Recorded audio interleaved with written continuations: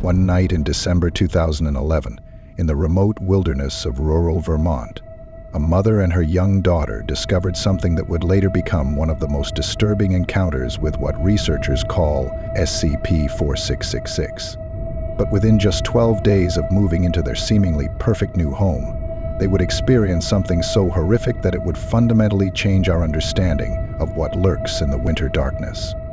This is the story of the night they encountered what locals would later call the Yule Man.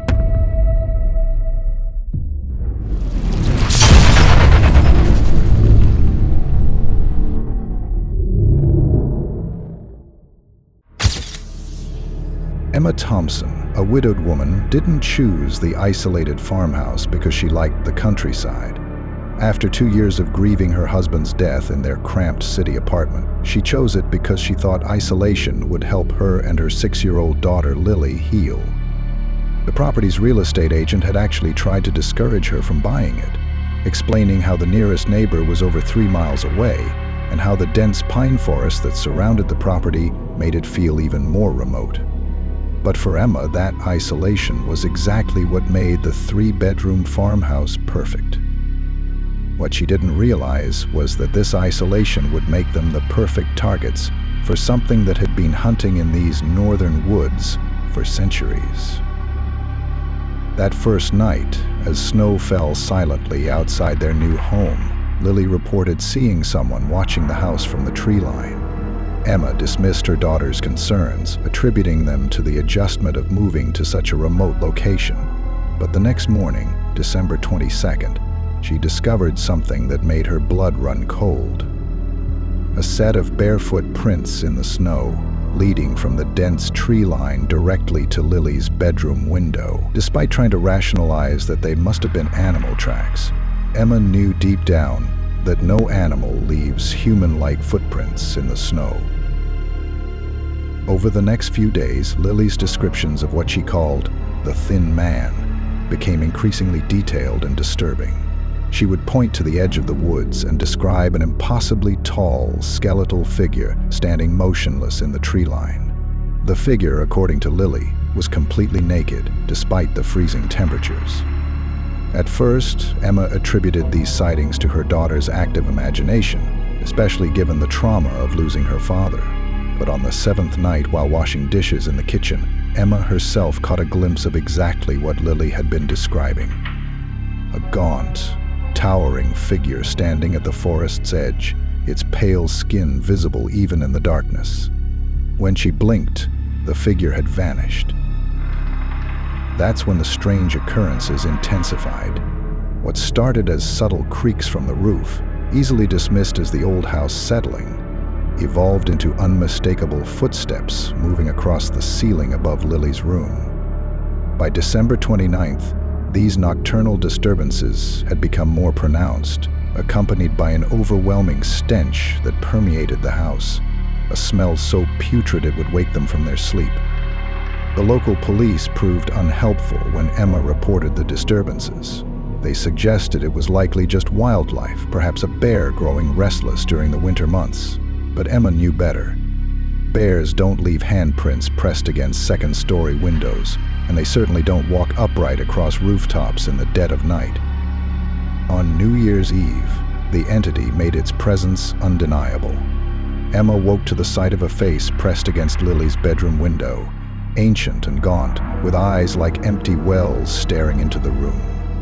Their attempts to flee were thwarted when Emma's car refused to start and their phones displayed no signal. They spent that night huddled together in Emma's room, listening to heavy footsteps circling overhead like some grotesque predator toying with its prey. The morning of January 1st, 2012, revealed the true horror of their situation. Arranged at the foot of Lily's bed were crude handmade toys that defied natural law. One was a doll with skin that felt disturbingly real to the touch. Another was a ball meticulously stitched together with what appeared to be human hair. But it was the centerpiece that turned Emma's world upside down, a life-size doll that wasn't a doll at all. The doll had living, blinking human eyes. Its lips, sewn shut with what looked like human sinew, quivered with muffled attempts at speech. This wasn't a toy. It was a child, transformed through some nightmarish craft into a living plaything. As Emma tried to process this horror, she discovered more of these transformed children blocking their escape route. Each one was different, yet equally disturbing. Some with wooden limbs crudely attached to flesh, others with skin painted in intricate patterns using dark red pigments. Their eyes, all very much alive, silently begged for help they knew would never come. Behind these living toys stood the entity itself, the Thin Man, naked and skeletal, its ancient skin like yellowed parchment stretched over impossible bones. Its mouth opened in what might have been a smile, revealing row upon row of sharp, inhuman teeth. What happened in the following hours would later be reconstructed from Emma's frantic 911 call, which finally connected at 7:13 a.m. Emergency responders found Emma and Lily barricaded in the basement, with Emma hysterically describing underground workshops where kidnapped children were forced to craft toys from the bodies of other children. The crude toys were found scattered throughout the house, but by then they had reverted to ordinary objects. No trace remained of the living children they had been. However, investigators did discover one piece of evidence they couldn't explain. Freshly carved into the basement wall was a message in pre-Proto-Germanic that translated to, "The gift is being made. She will join the workshop soon." Emma and Lily returned to city life immediately, never looking back, as their farmhouse mysteriously burned to the ground a week later. But their escape wasn't complete. Every December since then, Lily wakes up screaming about the Thin Man standing in her room, holding a crudely made doll with living eyes. And somewhere beneath the northern forests, in tunnels carved through frozen earth and ancient ice, children continue their endless task of making toys from other children, each one praying they won't become the next gift. Because SCP-4666, the Yule Man, is always watching, always collecting, always crafting his horrible gifts, and winter is his favorite time to play. If you're enjoying these SCP tales, please like the video, subscribe to the channel for more of these terrifying encounters. In the summer of 1998, a group of history enthusiasts gathered in northern France for what was supposed to be a week-long World War I battlefield reenactment. They thought they were just paying tribute to the fallen soldiers of World War I, but what started as an innocent reenactment awakened something ancient and terrible, something that had been waiting in those hills since the real war ended 80 years ago. They had meticulously recreated everything, the trenches, the uniforms, even the food rations. But within just 4 days, 38 people had vanished without a trace. And what happened during those dark nights in the French countryside still haunts those who survived. The reenactment was organized by James Bennett, a military historian who had spent 2 years planning this event. He had chosen a remote location near the Somme River, an area that had seen some of the bloodiest fighting during the actual war. The site was perfect. Rolling hills, thick forests, and enough open ground to recreate the no man's land between the trenches. A small stream cut through the eastern edge of the property, which the organizers had initially seen as an inconvenience for their planned battle scenarios. The first signs that something was wrong appeared on day 2. The participants had split into 2 groups, German and British forces, and had spent the first day digging trenches and setting up their camps. That night, 3 different people reported hearing what sounded like horse hooves in the distance, which was strange because the nearest farm was miles away and no horses were allowed on the property. During the morning briefing of day 3, 2 of the participants got into a heated argument about the historical accuracy of their equipment. It wasn't unusual for history buffs to disagree, but something about this argument felt different. The men were unusually aggressive, almost violent, and had to be physically separated. Looking back, survivors would later say this was when things really started to change. That afternoon, during their first mock battle, someone noticed that the ground was shaking. At first, they thought it was just the impact of people running and falling during the reenactment. But then, Mads Bell, one of the participants playing a British soldier, noticed something odd about the mud near the edge of the forest. It seemed to be bubbling just slightly, like something was moving underneath it. As night fell, the participants retreated to their respective trenches, planning to continue the reenactment the next day.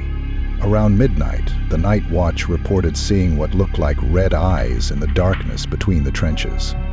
They assumed it was just reflective tape or safety markers they'd forgotten to remove after the day's activities. Then the screaming started. It came from the German side of the field. 2 participants had vanished from their sleeping area in the trench.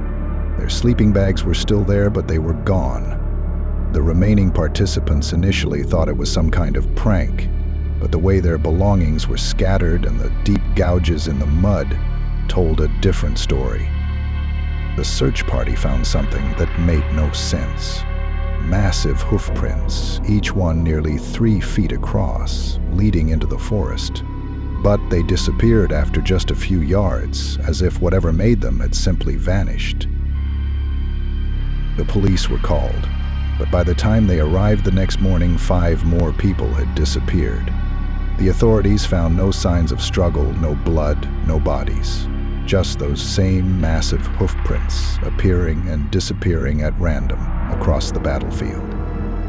The remaining participants wanted to leave, but a heavy fog had rolled in, making it impossible to navigate the rural roads. They were forced to stay another night, huddled together in the main tent, away from the trenches. That's when they started hearing it, a high-pitched scream that seemed to come from everywhere at once. In the fog, shapes began to appear. At first, they looked like horses, but as they got closer, people could see that something was terribly wrong. The creatures were enormous, with translucent skin that revealed muscle and bone underneath. But it was what was on their backs that made people freeze in terror. Human torsos fused to the horses' bodies, with arms that reached all the way to the ground. The entities didn't attack immediately. They circled the camp, getting closer and closer, forcing people to retreat toward the stream. Some tried to run. The creatures would let them get about 50 yards away, then suddenly appear right in front of them, herding them back toward the others like cattle. Those who survived only did so because they accidentally discovered the creature's weakness.